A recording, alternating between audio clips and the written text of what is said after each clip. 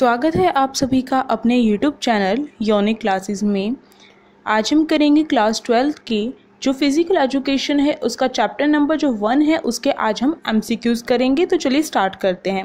तो देखिए हमारे सामने पहला इसका प्रश्न है यहाँ पर, छात्रों के बीच शारीरिक फिटनेस और स्वस्थ जीवन शैली को बढ़ावा देने के उद्देश्य से XYZ जो भी स्कूल का नाम है XYZ स्कूल में शारीरिक शिक्षा शिक्षक स्कूल में इंटरम्यूलर प्रतियोगिताओं का आयोजन करने की योजना बनाते हैं। घटना के संचालन के लिए उन्होंने 12वीं कक्षा के छात्रों को यह असाइनमेंट दिया है जिन्होंने शारीरिक शिक्षा विषय लिया है, ताकि उन्हें पहले आयोजनों का अनुभव हो सके। तो यहाँ पर ये पैराग्राफ बताया है, इसमें बताया गया है कि जो छात्र है उनके बीच में क्या हो रहा है, शारीरिक फिटनेस और स्वस्थ जीवन शैली को सोचते हुए इसको बढ़ावा देते हुए उद्देश्य रखा गया है। इस स्कूल के द्वारा XYZ जो भी स्कूल है इसके द्वारा उद्देश्य रखा गया है कि वो क्या करेंगे इंटरम्यूलर प्रतियोगिता का आयोजन करेंगे। और इसका जो काम है वो किसको दिया गया है, जो क्लास 12 में पढ़ने वाले जो छात्र हैं, जो विद्यार्थी हैं, उनको दिया गया है कि उनको असाइनमेंट के तौर पर दिया गया है कि इसका आयोजन वह किस प्रकार से करेंगे। जैसे कि आपके चैप्टर 1 में इंटरम्यूलर प्रतियोगिता आपके चैप्टर में है, तो उससे रिलेटेड यहाँ पर आपका प्रश्न पूछा गया है। तो अब देखिए दी गई जानकारी के आधार पर हमें क्या करना है, प्रश्न उत्तर देने हैं। तो ये जो पैराग्राफ है इसके अकॉर्डिंग यहाँ पर प्रश्न उत्तर पूछे जाएंगे। पहला यहाँ पर प्रश्न है, समितियों का काम डैश है, यानी कि जो समितियां होती है, जैसे खेल समिति, जो टूर्नामेंट आयोजन करने के लिए जो समितियां होती हैं, जैसे कि वित्तीय समिति, प्रचार समिति, यातायात समिति, खान पान समिति, इस तरीके की जो समितियां होती है जो एक टूर्नामेंट को आयोजन करने के लिए जिनके ऊपर जिम्मेदारियां होती हैं, उनका काम क्या होता है ये हमें बताना है, यानी कि उनका काम कब से लेकर कब तक का होता है। तो ऑप्शन देखिए हमारे सामने है। पहला ऑप्शन यहाँ पर क्या दे रखा है, पूर्व, दौरान और बाद। दूसरा यहाँ पर ऑप्शन दे रखा है हमें पूर्व और बाद में। तीसरा ऑप्शन दे रखा है पूर्व और बाद में। और चौथा ऑप्शन दे रखा है के दौरान, यानी कि खेल के दौरान और बाद में। अब इसमें से कौन सा ऑप्शन सही है, इसका आपको क्या करना है, एक काम करना है, आप कमेंट बॉक्स में जाइए और सीधे इसका आंसर बताइए कि इसका आंसर कौन सा सही है। क्योंकि अभी तक आप क्या कर चुके होंगे, चैप्टर 1 कवर कर चुके होंगे। जैसे कि आपको पता है मैंने प्लेलिस्ट तैयार कर रखी है फिजिकल एजुकेशन की हिंदी मीडियम के लिए। तो अगर नहीं देखिए तो फटाफट जाइए और फटाफट जाकर देख लीजिए। और नॉकआउट टूर्नामेंट करवा रखे हैं, उनके काफ़ी एग्जाम्पल करवा रखे हैं मैंने नॉकआउट टूर्नामेंट के, लीग टूर्नामेंट के, और जो प्रीवियस ईयर में पूछे गए हैं ये प्रश्न भी करवा रखे हैं। तो आपको पता होगा MCQ क्वेश्चंस, इसके साथ साथ फिजिकल एजुकेशन का आपका कहा जाए तो आपका मोस्टली जो आपका सिलेबस है, जिस टाइप के क्वेश्चन आते हैं वो हमने कवर करवा रखे हैं। तो फटाफट जाइए और जल्दी से देख लीजिए, आप उस प्लेलिस्ट को सेव कर लीजिए। अब देखिए आपने इसका आंसर दे दिया होगा, जो समितियों का काम कब से लेकर कब तक का होता है। तो समितियों का काम खेल के पूर्व, यानी खेल के पहले भी होता है, जैसे कि खेल के पहले जो यातायात समिति वगैरह होती हैं, प्रचार समिति हो गई, इनका काम पहले होगा। क्योंकि यातायात समिति क्या करती है, किसी भी जो भी खिलाड़ी आते हैं उन्हें क्या है एक स्थान से दूसरे स्थान पर ले जाने का कार्य करती है। तो स्टार्टिंग जब तक खेल शुरू नहीं होता है उससे पहले भी ये चीज़ें होती हैं। इसी प्रकार से प्रचार समिति जब तय कर लिया जाता है कि टूर्नामेंट इस समय रखा जाएगा, तो उसके लिए क्या किया जाता है, प्रतियोगिता इस समय होगी, तो उसके लिए क्या किया जाता है, प्रचार किया जाता है कि अधिक से अधिक जो दर्शकगण है वो आए और देखें। तो प्रचार समिति का काम पहले होता है। इसी प्रकार से खेल के दौरान भी कुछ समितियां हैं जिनका कार्य होता है, क्योंकि उनके ऊपर जिम्मेदारियां होंगी खेल को सुचारू रूप से चलाने की। इसी प्रकार से खेल के बाद भी क्या है, उनका कार्य होता है। किस प्रकार से, खेल के बाद जब खेल समाप्त हो जाता है उसके बाद उद्घोषणा समिति होगी, जैसे कि आपकी वो क्या करती है, उद्घोषणा करती है कि कौन विजेता है। तो खेल के बाद हो गया ना ये। तो इसका जो फर्स्ट वाला ऑप्शन है वो बिल्कुल सही है। अगर आपने चैप्टर अच्छे से क्लियर कर रखा है तो आपको ये प्रश्न क्या है, मुश्किल बिल्कुल भी नहीं लगेंगे। अब नेक्स्ट क्वेश्चन देखिए, हमें मिलान करना है नेक्स्ट क्वेश्चन में। तो यहाँ पर आपका मिलान का जो प्रश्न है वो आपको दे दिया गया है, यानी कि मैचिंग दी है आपको। अब देखिए यहाँ पर पहला आपको दे रखा है तकनीकी समिति। तो देखिए तकनीकी समिति का कार्य क्या होता है, तकनीकी समिति का। तो देखिए यहाँ पर हम देखेंगे इनमें से तकनीकी समिति का कार्य होता है विवाद को हल करने का। कोई भी अगर समस्या आ गई है, कोई भी विवाद आ गया तो उसको हल करने का तो ये ऑप्शन 1A हो जाएगा हमारा। अब देखिए वित्त समिति, वित्त समिति जैसे कि आपको नाम से ही दिख रहा है, वित्त, वित्त मतलब क्या होता है, धन से रिलेटेड। तो जो वित्त समिति होती है वो धन का क्या करती है, पैसों का क्या करती है, निर्धारण करती है कि कहाँ पर उसका इस्तेमाल किया जाए और उसका रिकॉर्ड रखती है। तो इसलिए जो वित्त समिति है उसका ये हो जाएगा पैसे और वैसे निपटने के लिए वित्त समिति होती है। तीसरा देखिए परिवहन समिति, जो परिवहन समिति होती है उसका कार्य क्या होता है, परिवहन मतलब यातायात। तो यातायात समिति का कार्य क्या होता है, एक स्थान से दूसरे स्थान पर क्या है, खिलाड़ियों को लेकर आना, लेकर जाना और इस तरीके की सुविधाएं उपलब्ध करवानी। तो शिफ्टिंग प्रदान करने के लिए सुविधा, तो ये हो जाएगा परिवहन समिति का। अब देखिए प्राथमिक चिकित्सा समिति, प्राथमिक चिकित्सा जैसे कि नाम से आपको पता चल रहा है, प्राथमिक चिकित्सा देने हेतु जो समिति का गठन किया गया है, तो इसका कार्य क्या होगा, चिकित्सा सुविधा प्रदान करने का कार्य होगा इसका। तो ये हो गया। अब देखिए इसके ऑप्शन देखिए, पहले का ए का हमारा क्या था, सेकंड वाला था। तो देखिए ए का सेकंड कहाँ पर है, ए का सेकंड एक तो सी वाले ऑप्शन में दे रखा है और एक ये ए वाले में दे रखा है। अब देखिए हमारा जो ये बी वाला है वित्त समिति, वित्त समिति का कौन सा था, वित्त समिति का था हमारा तीसरे वाला, यानी कि पैसे और वैसे निपटने के लिए। अब तीसरा, अब सी वाले में भी तीसरा दे रखा है बी का और ए वाले में भी तीसरा दे रखा है बी का। अब देखिए सी वाली देखेंगे हम परिवहन समिति, परिवहन समिति का फर्स्ट वाला है ये ऑप्शन हमारा।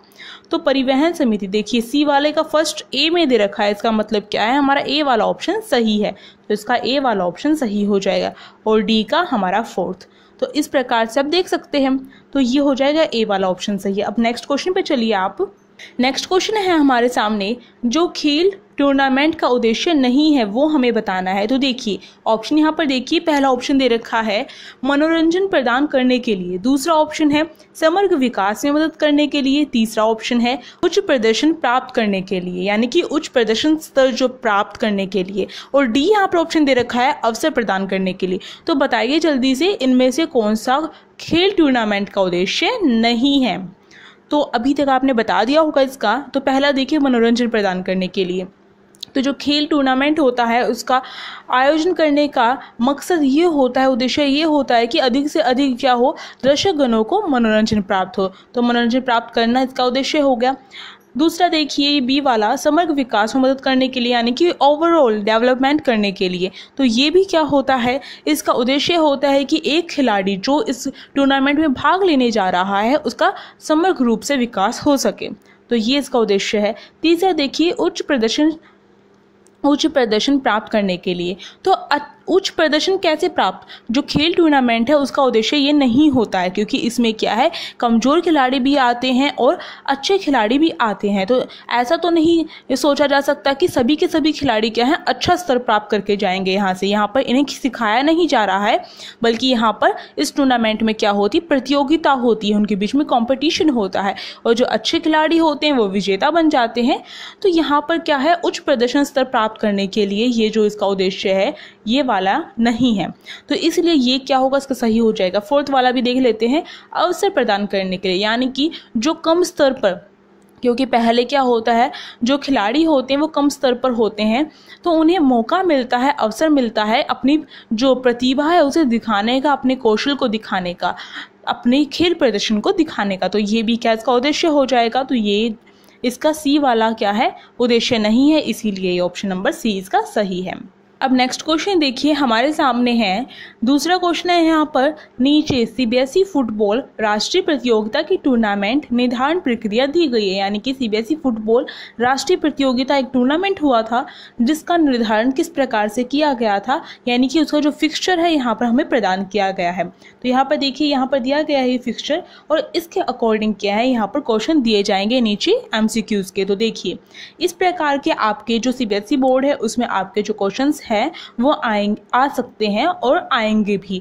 तो अच्छे से तैयार कर लीजिए इन क्वेश्चंस को आप। तो देखिए यहाँ पर जो है ये फिक्सचर आप सभी ने देख लिया होगा। अब इसके अकॉर्डिंग जो यहाँ पे प्रश्न पूछे गए हैं उस पर जरा ध्यान दीजिए। पहला प्रश्न हमारे सामने है, उपरोक्त आंकड़ों के आधार पर हमें क्या करना है, प्रश्न के सवालों के जवाब देने हैं। अब पहला क्वेश्चन हमारे सामने है, टूर्नामेंट में जो सीडिंग टीम नहीं है उसकी संख्या क्या है, यानी कि जिन टीमों को सीडिंग प्राप्त नहीं हुई है उन टीमों की हमें संख्या बतानी है।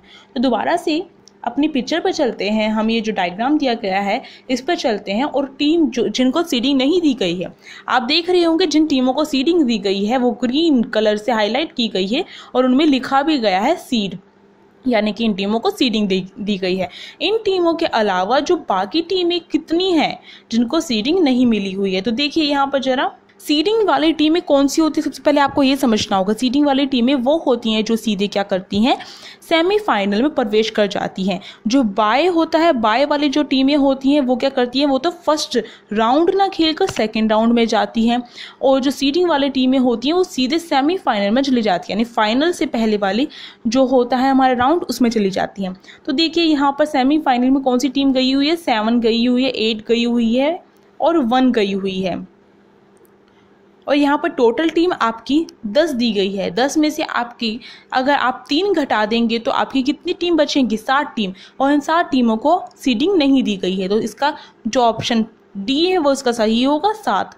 अब इसका दूसरा क्वेश्चन देखिए, हमारे सामने दूसरा प्रश्न है, वह प्रावधान जो अच्छी टीमों को अलग अलग हिस्सों या पूलों में रखता है ताकि वे अन्य अच्छी पहले के राउंड में ना खेलें, यानी कि अन्य अच्छी जो टीमें हैं वो पहले के राउंड में ना खेलें।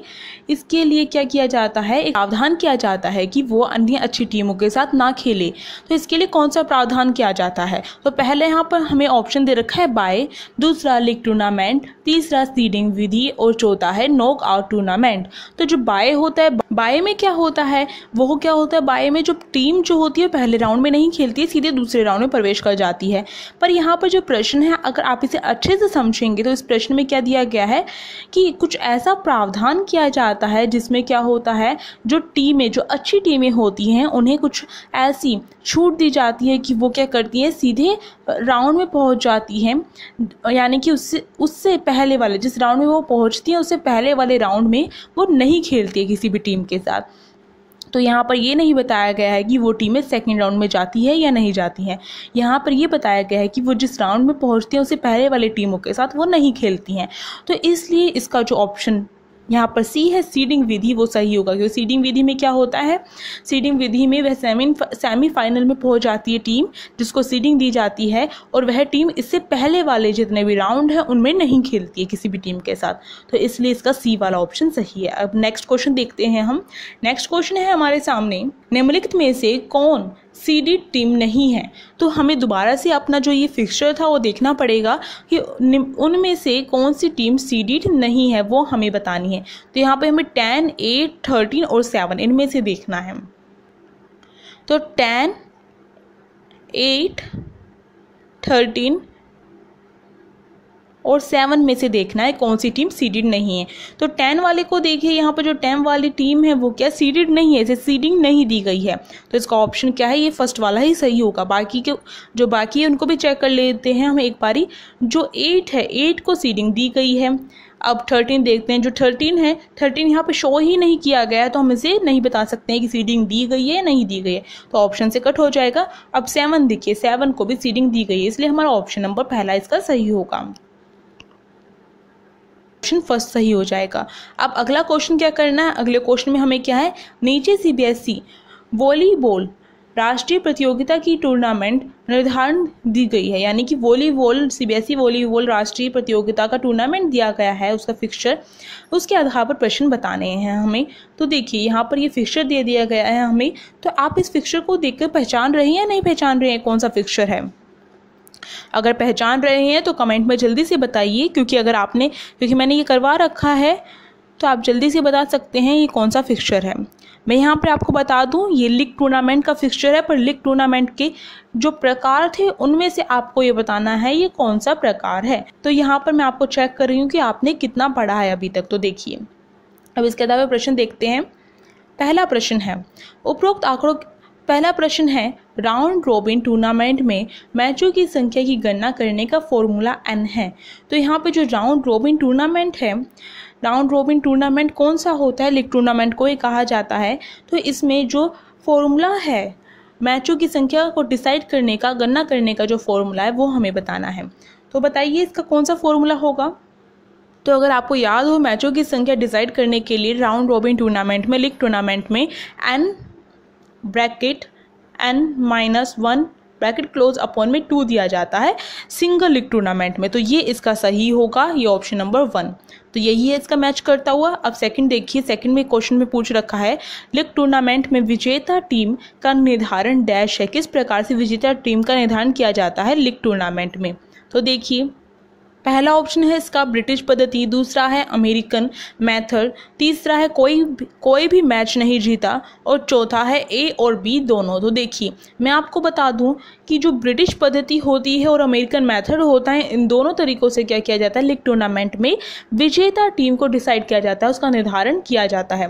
अब किस प्रकार से किया जाता है ये डिटेल में आपको समझना होगा, और इसके लिए एक सेपरेट वीडियो मैं आपको प्रोवाइड करवा दूंगी। तो अभी आप बस यही समझिए कि लीग टूर्नामेंट में विजेता जो टीम होती है उसका निर्धारण ब्रिटिश पद्धति और अमेरिकन मेथड के द्वारा किया जाता है। तो इसलिए इसका ऑप्शन नंबर जो डी है वो सही है, ए और बी दोनों। अब इसका सी वाला अगला जो प्रश्न है वो देखिए, निम्नलिखित में से क्या लीग फिक्सचर प्रक्रिया नहीं है? तो लीग फिक्सचर प्रक्रिया नहीं है वो हमें बताना है इनमें से।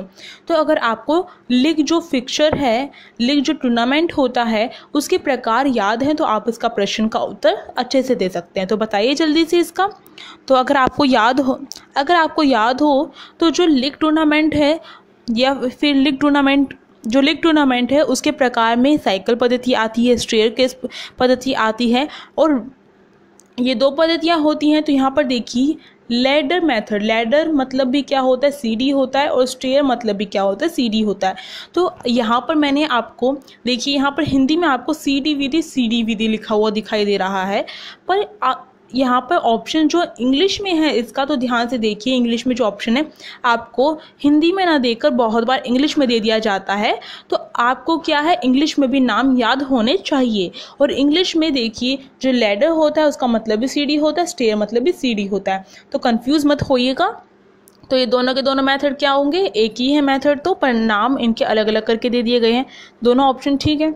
थर्ड देखिए, साइक्लिक मेथड, तो चक्रीय विधि या फिर साइक्लिक मेथड जो है वो भी क्या है, लीग टूर्नामेंट का ही एक पार्ट होता है, प्रकार होता है। अब देखिए, टेबलर विधि ये जो है ये नहीं होता है, तो इसलिए इसका डी वाला ऑप्शन सही होगा, क्योंकि जो नहीं होता वही हमें बताना था। तो ये वाला हो गया इसका।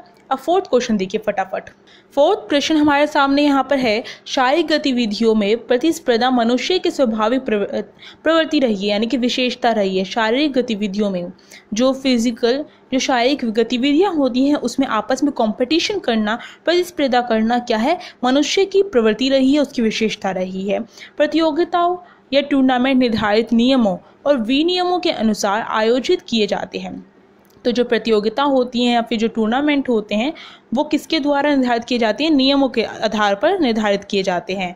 टूर्नामेंट की सफलता उपयुक्त फिक्सचर पर निर्भर करती है। इन्होंने कहा है कि जो टूर्नामेंट की सफलता किस पर निर्भर करती है, उसके फिक्सचर पर निर्भर करती है। जो आप ड्रॉ करते हैं फिक्सचर उसी पर निर्भर करती है, इन्होंने ये कहा है। और नीचे दी गई फिक्सचर को ध्यान से देखें और प्रश्नों के उत्तर दें। तो यहाँ पर फिक्सचर दिया गया है, इसे अच्छे से देख लीजिए आप एक बारी, और इसके अकॉर्डिंग क्या है प्रश्न पूछे जाएंगे, उनके उत्तर हमें देने हैं। तो देखिए, यहाँ पर अगर इस फिक्सचर को आप ध्यान से देख रहे हो तो यहाँ पर बाय दिए गए हैं, 2 टीमों को बाय दिया गया है, और ये क्या है, ये नॉकआउट फिक्सचर है। अगर आप देखते ही पहचान लेते हैं कि कौन सा फिक्सचर है तो इसका मतलब आप परिचित हैं फिक्सचर से। पर ये नहीं कहा जा सकता कि आप अच्छे से बना सकते हैं या नहीं बना सकते। अगर आपको नहीं आता है बनाना तो उसका लिंक डिस्क्रिप्शन बॉक्स में दे दिया जाएगा, फटाफट जाइए और देख लीजिए, क्योंकि उसके लिए प्रैक्टिस करनी बहुत ज़रूरी है। अब देखिए, पहला प्रश्न है, फिक्सचर को आरेखित करने में अपनाई जाने वाली विधियाँ। तो फिक्सचर को आरेखित करने में, फिक्सचर को ड्रॉ करने में कौन कौन सी जो विधियाँ हैं वो अपनाई जाती हैं। तो पहला यहाँ पर लिख रखा है लीग, दूसरा नॉकआउट, तीसरा लेडर और चौथा है कॉम्बिनेशन। तो बताइए इसका आंसर क्या होगा, फिक्सचर को तैयार करने में किन चीज़ों को अपनाया जाता है। तो ये जो ऊपर जो फिक्सचर तैयार किया गया है उसी के आधार पर यहाँ पर प्रश्न पूछा गया है।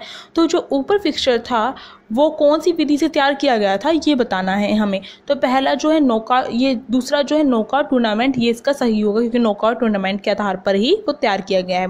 अब अगला देखिए, ये बी वाला जो प्रश्न है, खेले जाने वाले मैचों की गणना करने का फॉर्मूला यानी कि सूत्र ही होता है डैश है। तो खेले जाने वाले जो मैचों की गणना करने के लिए क्योंकि ऊपर जो फिक्सचर दिया गया है वो किसका दिया गया है, नॉकआउट टूर्नामेंट का दिया गया है। तो नॉकआउट टूर्नामेंट में मैचों की गणना करने का जो फॉर्मूला होता है वो हमें बताना है। तो देखिए इसके ऑप्शन देख लेते हैं हम एक बारी। इसके ऑप्शन में हमें पहला ऑप्शन है n, दूसरा है n-1, तीसरा है n+1 और चौथा है n+2। तो आप इसका आंसर बताइए कौन सा होगा। तो इसका जो n-1 है वो इसका सही होगा। कुल जो टीमें होती हैं, n मतलब कुल टीमें, उसमें से एक घटा देते हैं हम तो क्या होता है, कुल मैचों की संख्या निकल कर आ जाती है। तो देखिए आप ध्यान से देख रहे होंगे कि जो चैप्टर 1 है आपका फिक्सचर पे आधारित है और क्या है जो समितियां हैं उन पर आधारित है और कुछ उनके उद्देश्य को लेकर प्रश्न पूछा जा रहा है। तो आपको क्या है, फिक्सचर बनाना तो आना ही चाहिए। अब अगला प्रश्न देखिए, इस टूर्नामेंट का लाभ है। तो नॉकआउट टूर्नामेंट का लाभ क्या होता है, आपने करे होंगे लाभ जो मैंने आपको करवाए थे। तो देखिए पहला है इसका किफ़ायती यानी कि इकोनॉमिकली। बी यहाँ पर जो पूछा गया है, बी ऑप्शन जो है वो है कम समय। तीसरा है इसका दोनों, ए और बी, और चौथा है उपरोक्त में से कोई नहीं। तो बताइए इसका आंसर कौन सा सही होगा, नॉकआउट टूर्नामेंट का लाभ क्या होता है। तो फर्स्ट ऑप्शन देखिए किफ़ायती का मतलब होता है सस्ता, और दूसरा ऑप्शन है कम समय, इसलिए ये दोनों के दोनों इस टूर्नामेंट के लाभ है, इसलिए इसका ऑप्शन नंबर जो सी है वो सही होगा, ए और बी दोनों। नेक्स्ट क्वेश्चन हमारे सामने है डी वाला। इस प्रकार की टूर्नामेंट में एक बार पराजित होने वाली टीम, तो एक बार जो पराजित हो जाती है टीम, पहला इसका हटा दिया जाता है। इस टूर्नामेंट में जो एक बार पराजित हो जाती है टीम, जैसे कि मैंने अभी आपको बताया, उसे क्या है टूर्नामेंट से बाहर फेंक दिया जाता है, हटा दिया जाता है, इसलिए ए इसका सही होगा। अब अगला प्रश्न देखिए इसका, एक टीम को एक उच्च दौर में खेलने के लिए दिया गया विशेषाधिकार, यानी कि एक उच्च दौर में खेलने के लिए क्या है, एक विशेषाधिकार दिया जाता है, वो कौन सा है। तो नॉकआउट टूर्नामेंट में क्या होता है, जो अभी हमने जो ऊपर देखा है उसमें क्या दिया गया है, टीम को कौन सा विशेषाधिकार दिया गया है, बाय दी गई है। बाय से क्या है, वह सेकंड राउंड में प्रवेश कर रहा है सीधे बिना खेले फर्स्ट राउंड में, तो बाय जो है इसका सही हो जाएगा। तो इसी के साथ ये जो प्रश्न है यहाँ पर हमें स्टॉप करना होगा, और जो बाकी प्रश्न बचे हुए हैं इसके MCQ के चैप्टर 1 के, वो हम नेक्स्ट पार्ट में करेंगे। अगर आपको ये अच्छी लग रही हो ये सीरीज़, तो आप क्या कर सकते हैं, मेरे चैनल को सब्सक्राइब कर सकते हैं और मुझे कमेंट करके ज़रूर बताइएगा कि आपको कैसी लग रही है, और आपको ऐसी ही वीडियोज़ और चाहिए तो प्लीज़ बताइए। और अगर चैनल पर नए हो तो सब्सक्राइब करें, और साइड में जो बेल आइकन है उसे प्रेस करना मत भूलिएगा, जिससे कि न्यू वीडियोज़ की नोटिफिकेशन आपके फ़ोन में आ सके। और वीडियो को फटाफट लाइक कर दीजिए, और आप क्या करिए, इस वीडियो को शेयर करिए ज़्यादा से ज़्यादा, जिससे कि और जो बच्चे हैं उनको भी इसका लाभ हो सके। धन्यवाद।